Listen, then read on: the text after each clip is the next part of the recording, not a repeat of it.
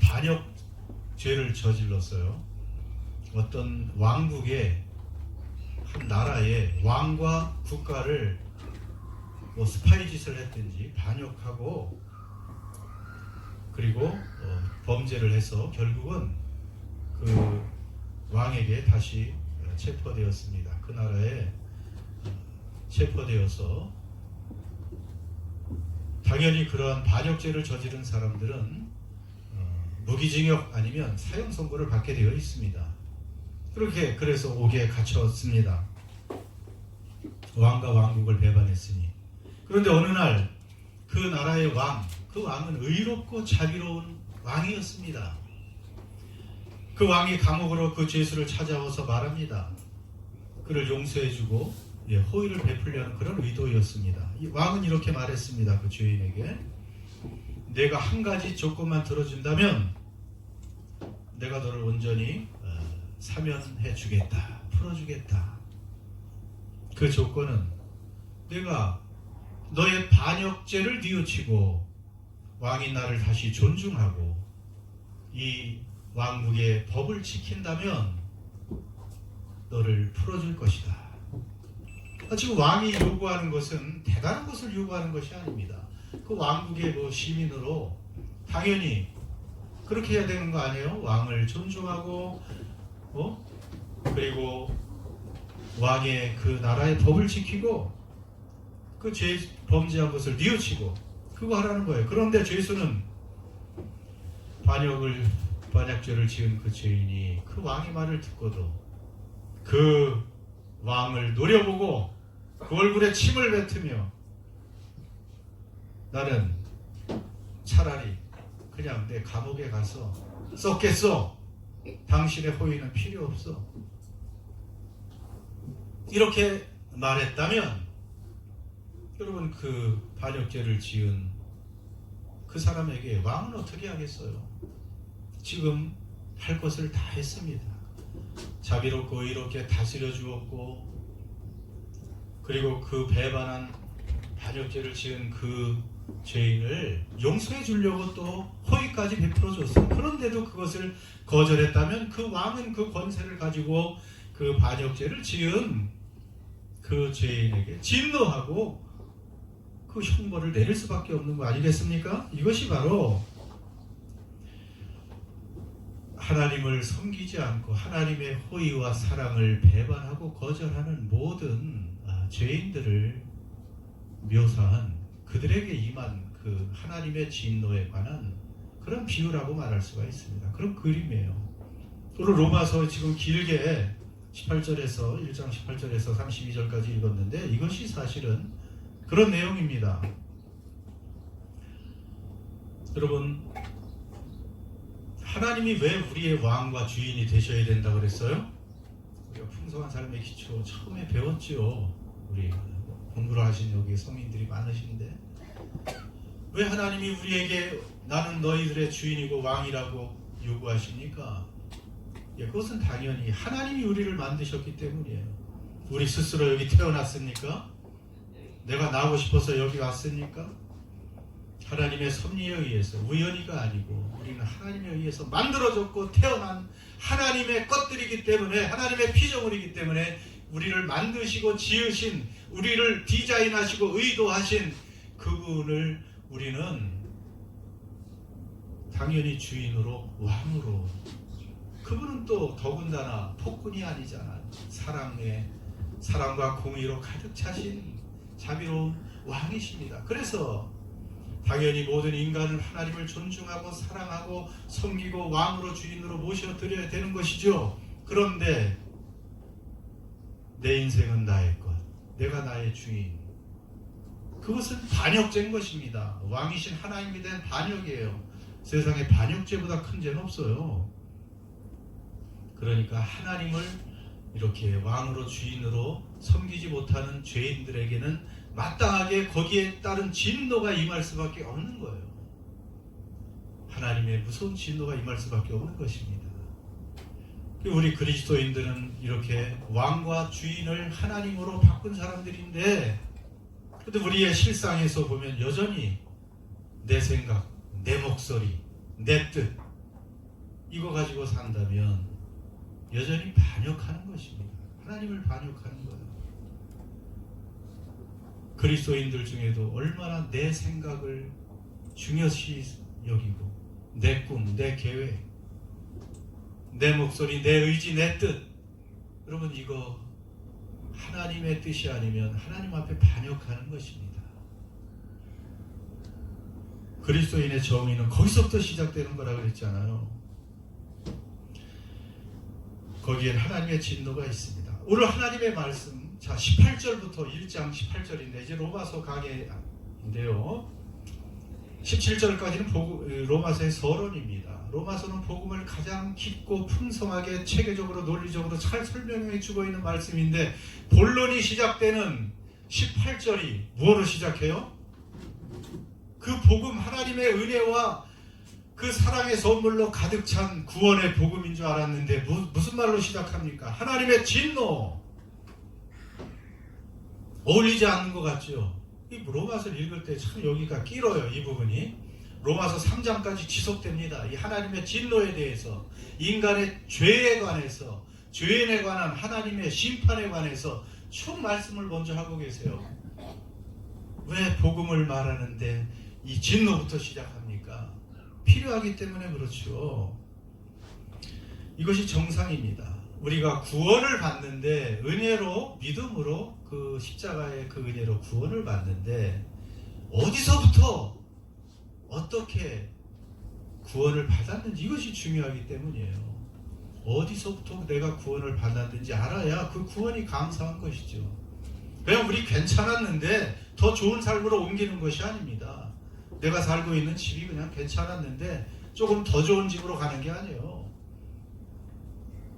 우리의 처음 상태는 비참했고 하나님의 무서운 진노의 대상이었는데, 거기서부터 구원받았다는 것을 아는 것이 굉장히 중요합니다. 그래서 하나님의 진노, 심판부터 시작하는 것입니다.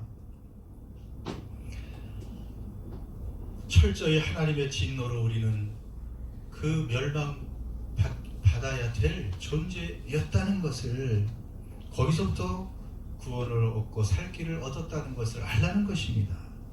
여러분, 지난 시간에 우리가 1장 17절 거기서 하나님의 의에 관해서 우리가 배웠습니다. 하나님의 의가 어떤 의라고 배웠습니까? 여러분, 하나님의 의는, 복음에 나타난 하나님의 의는 하나님의 그 공의와 의로우신 하나님은 죄인들과 죄를 보시고 불의를 보시고 진노하셔서 심판하실 수밖에 없는 공의라고 했잖아요. 그런데 복음에는, 그 아름다운 복음에 하나님의 공의가 나타났다는 것은 하나님의 진노와 심판이 나타났다는 거 아니겠습니까?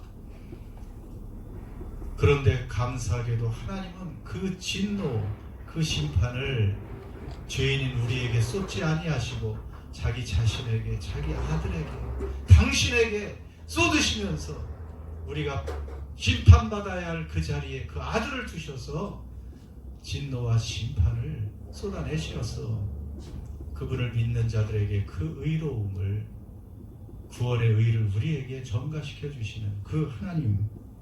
그러므로 복음에 나타난 하나님의 의에서도, 그리고 십자가 위에서도 하나님의 진노가 쏟아졌다는 사실을 우리는 기억해야 됩니다. 고난주간에 많이 들었지만 하나님의 아들인 예수 그리스도께서도 십자가에 가시는 것을 어떻게 가셨어요? 당당하게 가셨습니까? 기쁘게 걸어가셨습니까? 우리 인류를 구원하는 길이니 하나님의 뜻이니 내가 기쁘게 가리라고 가셨습니까? 그렇지 않았어요. 하나님의 아들 예수도 안 가시려고, 할 수 있으면 그 잔을 피하시려고 겟세마네에서 땀방울이 빗방울 되도록 기도하셨다고 했죠. 눈물과 통곡으로 제발 하나님 이 잔을 피하면 안 되겠습니까? 하고 하나님께 간구하셨어요. 왜 그랬습니까? 하나님의 진노가 떨어지는 그 십자가의 형벌과 심판은 그렇게 무섭고 고통스러운 저주의 장소이기 때문에 그랬던 거예요. 그러니까 우리가 십자가의 복음을 생각하면 은혜요 사랑이요 구원이요 감사가 아니고 먼저 거기에는 하나님의 진노가 떨어진 무서운 장소라는 것을 우리는 기억해야 되는 것이죠. 그래서 하나님은 진노하시는 분이라고 성경은 이렇게 분명히 가르치고 있습니다. 여러분, 이 하나님의 진노를 알아야, 죄인에게 임할 수밖에 없는 하나님의 진노를 알아야 구원의 깊이를 알고 감사하게 됩니다. 하나님의 진노만큼 내가 얼마나 큰 죄인이고 진노받을, 심판받을 대상인가를 알아야 거기서 구원받은 것을 더 많이 감사한다는 거예요. 두 사람의 빚쟁이가 있는데 500만 원 빚쟁이와 5억 원의 빚쟁이가 있는데 채주가 그 빚을 동시에 불쌍해서 탕감해 줬다고 생각해 보세요. 누가 더 감사하겠어요? 5억 원을 탕감받은 사람과 500만 원 탕감받은 사람과. 하나님의 진노와 죄에 대한 심판의 크기를 아는 사람, 우리 인간의 하나님 없는 인생의 그 운명을 아는 사람은 이 구원에 대해서 더 깊이 감사할 수 있다는 것입니다. 그리고 하나님을 모르고 여전히 진노와 심판 아래 있는 사람들을 불쌍히 볼 수가 있는 거 아니겠어요? 그래야 전도도 되는 것이죠.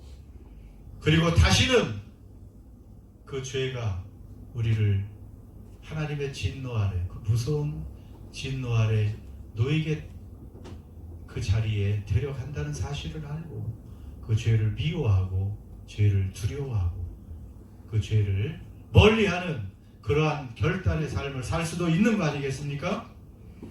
여러분, 하나님은 진노하시는 하나님입니다. 시편 7편 같이 읽겠습니다. 시작. 하나님은 의로우신 재판장이시며 매일 분노하시는 하나님이시로다. 여러분, 하나님은 그냥 사랑만이 아닙니다. 진노하시는 하나님이고 소멸하는 불이다. 그런 표현도 있어요. 소멸하는 불이다. 어떤 나라도 어떤 개인도 하나님의 진노를 견딜 수 없습니다. 그 진노 앞에 놓이면 다 불 앞에 양초처럼 그 진노에 다 녹아내릴 수밖에 없습니다. 여러분, 왜 하나님이 진노하실 수밖에 없습니까? 하나님은 거룩하시기 때문에요. 거룩하신 하나님이 불의한 인간을 대면하실 때는 진노가 일어날 수밖에 없는 것입니다. 여러분, 의로우신 하나님이 불의하고 부패한 죄인을 보시면 진노하실 수밖에 없어요. 하나님은 사랑이시죠?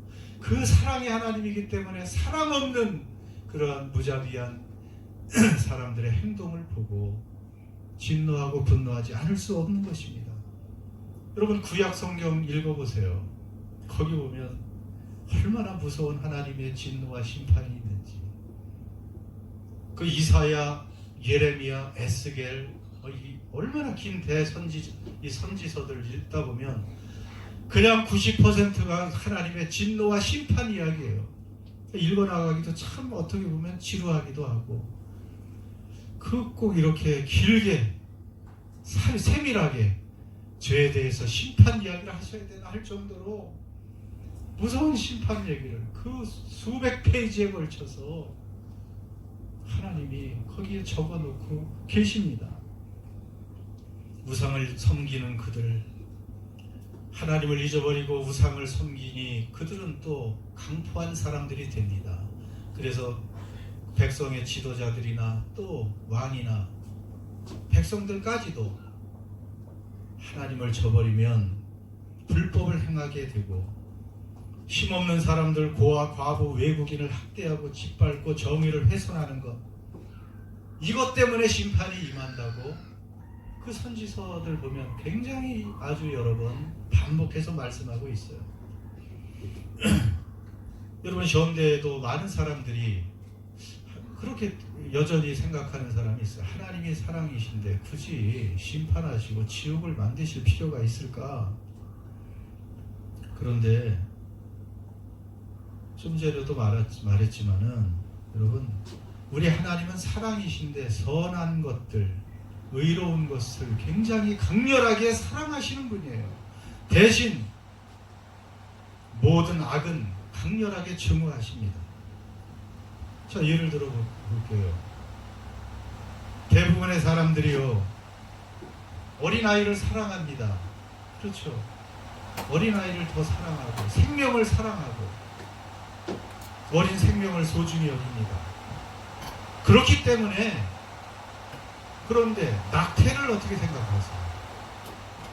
그렇게 어린 생명들을 사랑할 수 있는 사람들이라면 그 뱃속에 이미 생성된 그 생명이 죽임을 당하는 그 낙태에 대해서 분노할 수밖에 없는 거예요.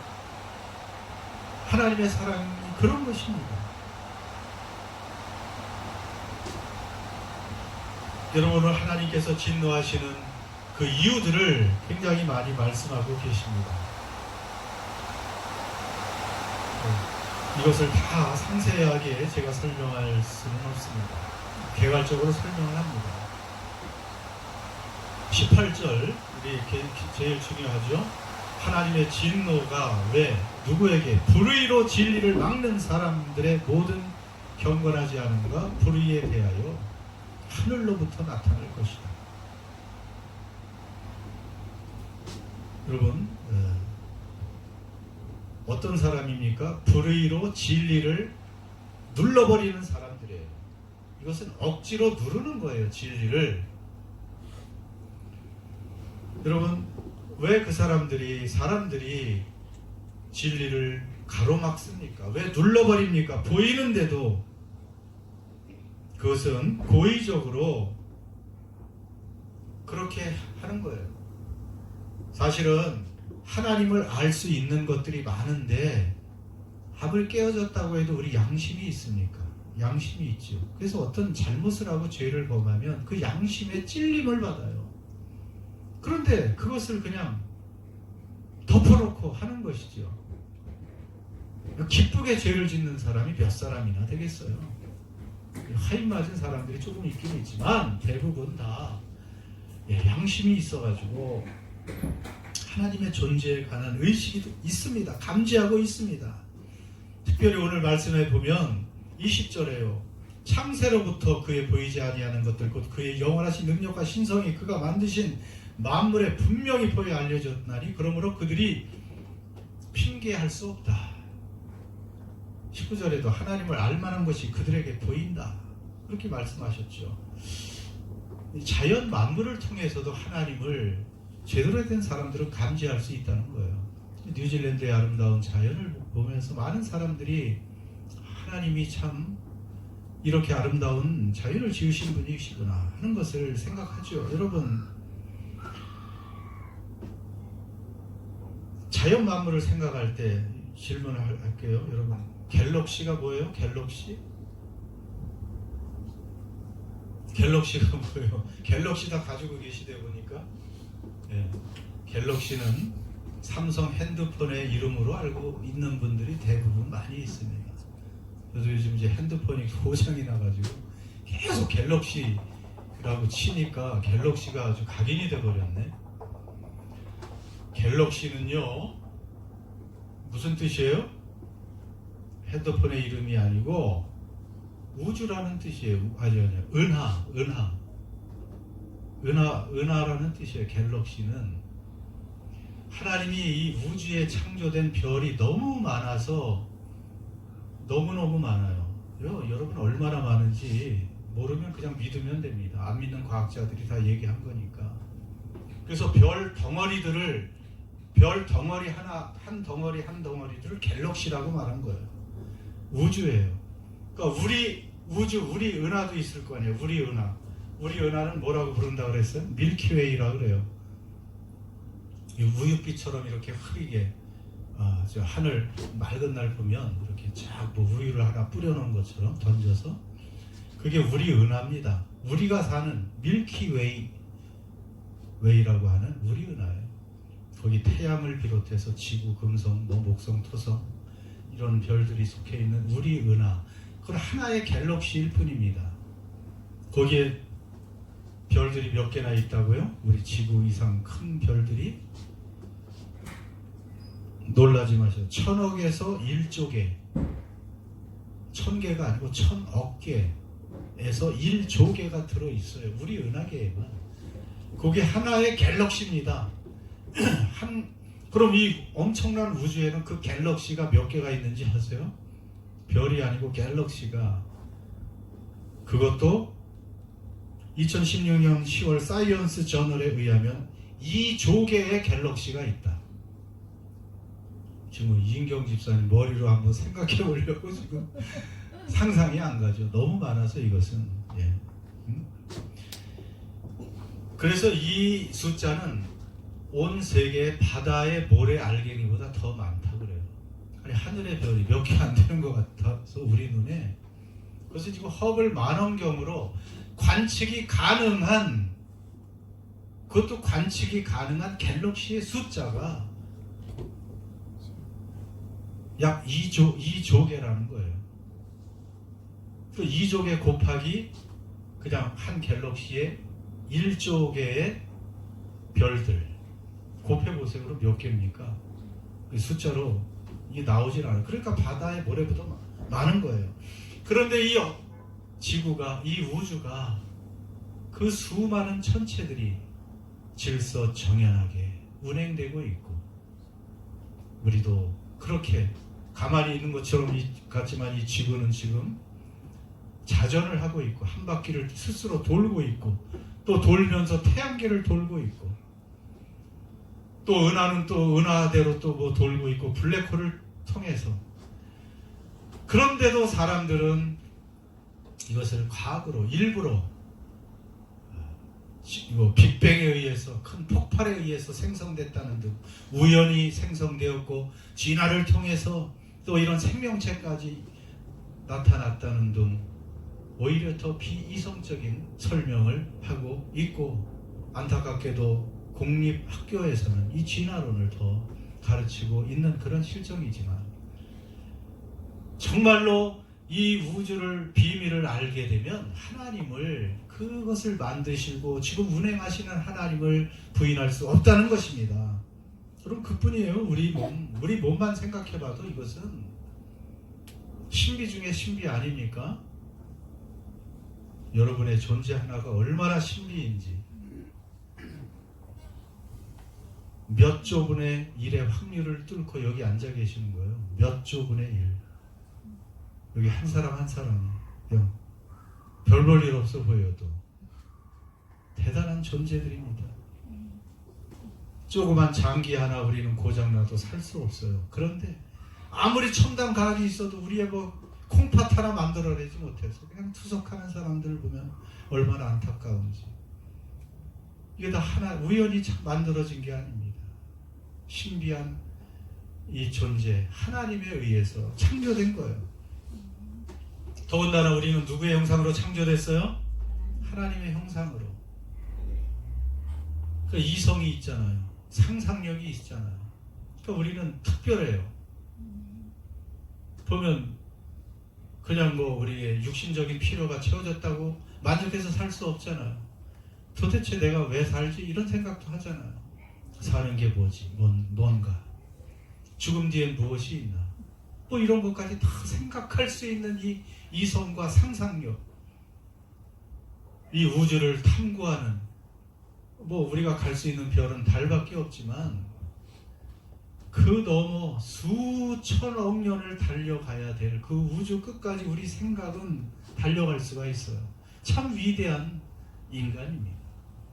하나님이 창조하신 것들을 가만히 생각해봐도 이것은 어떤 우리보다 뛰어난 지적인 어떤 존재가 있지 않으면 존재할 수 없는 우주와 만물과 인간이다 하는 것을 알게 된다는 것입니다.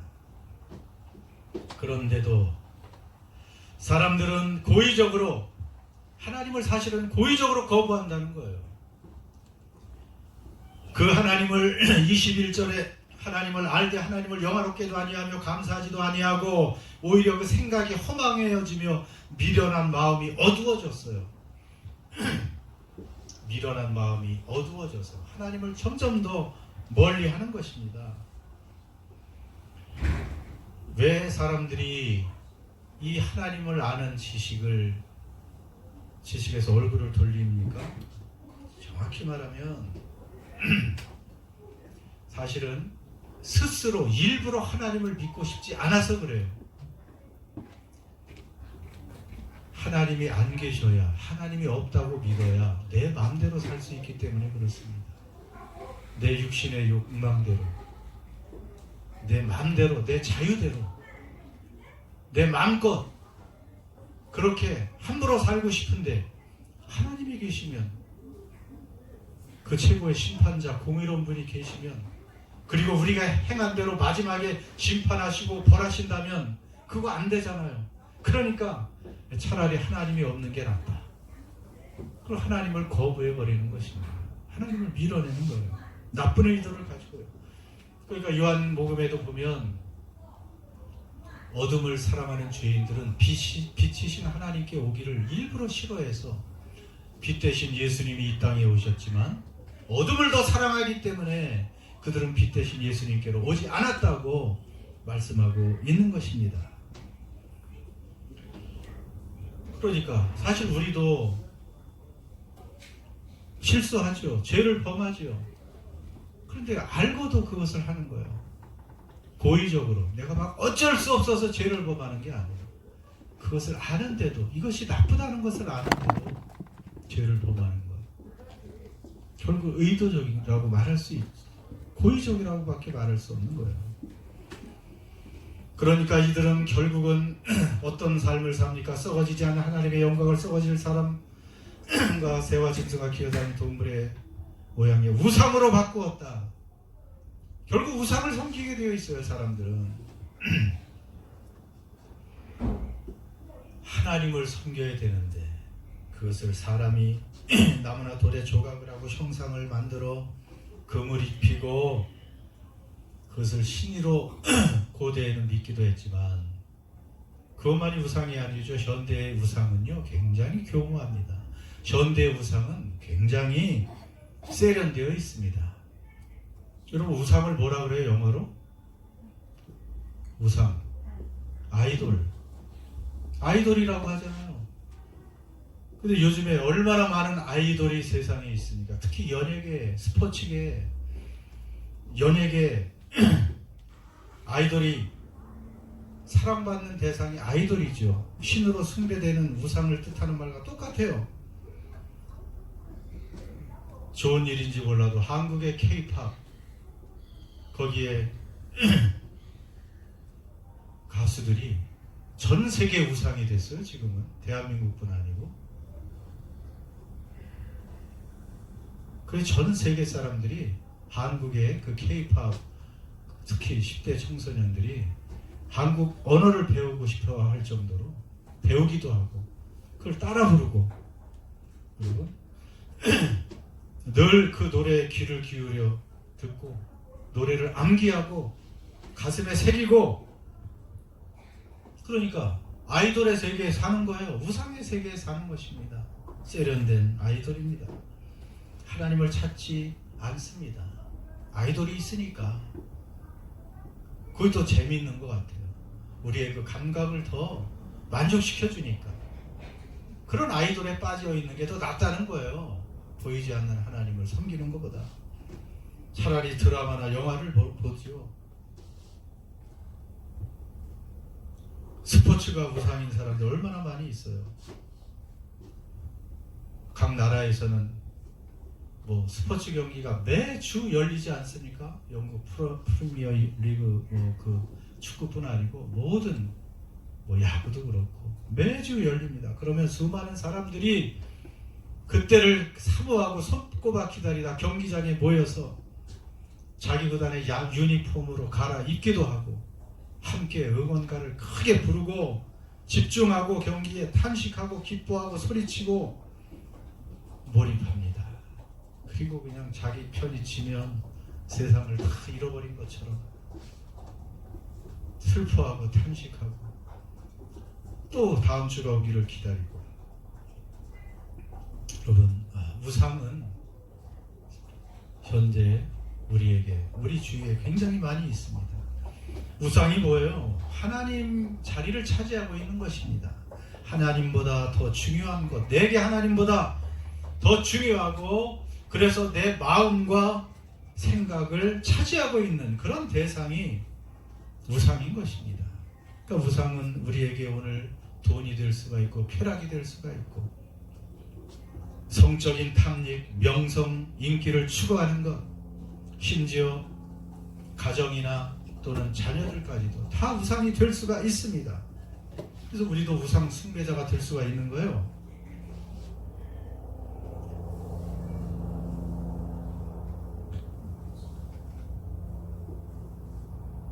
여러분, 시간이 많이 가니까 하나님을 상실한 결과, 하나님을 내버리면, 무슨 여기에 동성연애에 관한 말씀도 있습니다. 동성연애에 관한 말씀도 있고, 이들은 스스로 하나님을 두기를 싫어하고, 하나님은 그렇게 하지 말라고 했는데 그들 스스로 선택을 한 것이죠. 그래서 하나님은 내버려 두었다. 27절, 남자들도 순리대로 여자 쓰기를 버리고 서로 향하여 음욕이 부릴 듯하며 남자가 남자와 더불어 부끄러운 일을 행하여 그들의 그릇 때문에 상당한 도움을 그들 자신이 받았느니라. 그런 거 다 마찬가지입니다. 동성연애를 합법화시켜서 대부분의 사람들이 동성연애하면 어떻게 되겠어요? 그냥 가만히 둬도 세상은 끝나죠. 뭐 자녀를 생산할 수도 없고,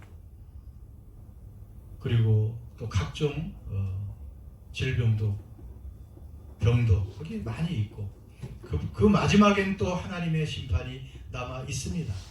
그런데요, 이제 마지막으로 하나님을 거절한 사람들의 마음 상태 어떤가 한번 보십시오. 29절 다시 한번 읽겠습니다. 시작. 곧 모든 불의, 추악, 탐욕, 악의가 가득한 자요, 시기, 살인, 분쟁, 사기, 악독이 가득한 자요, 수근수근하는 자요, 비방하는 자요, 하나님께서 미워하시는 자요, 능욕하는 자요, 교만한 자요, 자랑하는 자요, 악을 도모하는 자요, 부모를 거역하는 자요, 우매한 자요, 대악하는 자요, 무정한 자요, 무자비한 자라. 이런 것들이 다 하나님이 없는 사람들의 마음의 특징이고, 이러한 마음에는 하나님의 무엇이 내려요? 진노, 심판. 그래서 결국은 뭐예요? 32절에 이런 일을 행하는 자는 어디에 해당해요? 사형 선고를 받는다는 것입니다. 여러분, 하나님의 사형 선고는 무서운 거예요. 그냥 잠깐 뭐 이렇게 포승줄에 목매달아서 총에 맞아서 죽는 게 아니에요. 하나님의 심판이니 사형은 하나님과 영원히 분리돼서 영원한 지옥불에서 영원한 고통을 당하는 거예요. 죽고 싶어도 죽지를 못해요. 단테의 신곡 중에 그걸 뭐 다 믿을 수는 없지만 이제 굉장히 중요한 문학 작품이에요. 단테의 신곡은 모든 서양 사람들이 한 번은 읽는. 거기에는 이제 천국이 있고 연옥이 있고 지옥이 있는데, 지옥에 관해서 열 몇 단계로 아주 상세하게 표현해 놨는데, 지금도 생각이 나는 것은 아마 가장 큰 죄를 저지른 사람이다. 이제 단테가 마음대로 한 거지, 이제 생각을 한 거지만, 하나님의 생각하는 것은 큰 죄, 작은 죄가 없습니다. 죄는 다 하나님께 반역하는 것이고 사형에 해당하는 것이고 똑같은 무서운 형벌을 받는 것인데, 아마 가룟 유다 같은 죄인지도 몰라요. 가장 맨 밑바닥의 지옥에서 무서운 그 지옥의 사자가 어떤 형벌을 내리느냐 하면 그 사람을 반으로 쪼개버립니다. 서 있으면 와서 큰 칼로 반으로 쪼개버려요. 얼마나 고통스럽겠어요. 쪼개져서 끝나면 좋은데 또 다시 붙어, 그 몸이. 또 다시 붙으면 또 그냥 쪼개고. 아니, 그런 식의 뭐 아주 각종 그 형벌을 굉장히 적나라하게 그 신곡에서 묘사하고 있습니다. 근데 아무튼 그 지옥의 형벌은 정말 무섭고 우리가 피해야 될 끔찍한 형벌이고 심판입니다. 하나님이 여기서 사형 선고를 하나님의 진노의 대상자들에게 내리는 이 사형 선고는 바로 그런 하나님과 영원히 분리된 지옥의 영원한 끔찍한 고통의 형벌인 것입니다. 성경에 많은 학자들이 지옥에 관해서 많은 말을 안 했다고 하는데 바울 서신에 많지 않아요. 그런데 지옥에 관해서 가장 많은 말씀을 하신 분이 예수님이에요. 복음서를 읽다 보면 거기에 가장 많이 그 뜨거운 불에 관한 지옥의 이야기를 우리 예수님이 친히 제일 많이 하셨습니다. 지옥이 있다는 것입니다. 그런데 저는 이것을 읽으면서 29, 30, 31절 이 지옥의 사형에 해당하는 죄가 참 우리도 오늘도 쉽게 들락날락거리는 그런 것 중에 하나라는 것이 참 안타까웠습니다. 이게 어떤 끔찍한 사람들만의 죄입니까? 우리 마음의 불의, 추악한 것, 탐욕, 욕심, 이 악한 의도, 시기, 살인, 분쟁, 사기, 악독, 수근수근하는 것. 아니 수근수근하는 것 정도 같은데 몇 사람이 모여서 수근수근하는 것도 잘못된 말을 하는 거죠. 비방하고 그러니까 하나님을 미워하는 자요. 이런 말이 하나님께서 미워하시는 자는 하나님을 미워하는 자요. 이 말이 맞습니다. 또 능욕하고 교만하고 자랑하고 악을 도모하고 부모를 거역하고 이게 다 무서운 지옥의 형벌에 해당하는 죄라는 것입니다. 그러니 우리가 얼마나 그럼에도 불구하고 우리는 무엇이 있습니까? 복음이 있죠. 복음이 있습니다. 새벽 기도 시간에 갤럭시를 안 보여드렸구나. 갤럭시 핸드폰이 아닙니다. 하나님의 엄청난 창조물입니다. 고린도전서 15장 1, 2절 같이 읽습니다. 시작. 형제들아 내가 너희에게 전하는 복음을 너희에게 알게 하노니 이는 너희가 받은 것이요 또 그 가운데 선 것이라. 너희가 만일 내가 전한 그 말을 굳게 지키고 헛되이 믿지 아니하였으면 그로 말미암아 구원을 받으리라. 아멘. 여러분 우리는 복음은 기쁜 소식이고 좋은 소식입니다. 그런데 그 복음은 그냥 듣고 그냥 믿는 것이라고 알고 있는데 새벽 기도회 때 딱 읽어보는데 이런 거기 있어요. 너희가 받은 것이요 또 그 가운데 어떻게 한 거예요? 그 가운데 선 것이라. 복음에 서 있어야 돼요. 또 너희가 만일 내가 전한 그 말을 어떻게 지켜야 돼요? 굳게 지켜야 돼요. 그러면 굳게 지키지 않으면 헛되이 믿는 거예요. 믿음이 헛것이 된다는 말이에요. 영어 성경이 마지막에 You have believed in vain 그렇게 나오죠. 내가 hold firmly 그 복음을 하나님의 그 복음 말씀을 꽉 붙들지 않으면 그리고 1절 끝에는 서 있지 않으면 You have taken your stand 서 있고 꽉 붙들어야 된다는 거예요. 그렇지 않으면 우리도 모르게 그 악한 생각들 그런 행동에 빠질 수밖에 없다는 거예요. 그냥 한번 나 예수 믿었으니까 구원받아. 그거 쉬운 게 아니에요. 복음은 이렇게 서 있고 꽉 붙들고 그 복음 위에서 우리가 걸어가야 되는 것입니다.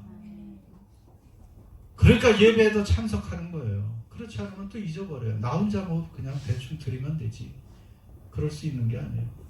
함께 모여서 또 우리가 심각하게 이런 말씀도 듣고 또 은혜도 다시 확인하고 그러는 것입니다. 그래서 그런 생각을 했어요. 십자가의 복음의 두 기둥이 뭐라 그랬어요? 제일 중요한 게 예수님의 죽음, 십자가에 또 예수님의 부활. 한 걸음 한 걸음 예수님의 죽음과 부활을 날마다 디디고 살아야 돼요.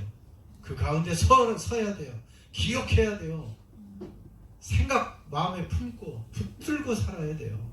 그래야 우리는 이 유혹 많은 세상에서, 이 불의한 세상에서, 하나님을 상실한 세상에서 우리가 제대로 신앙생활을 할 수 있게 됩니다.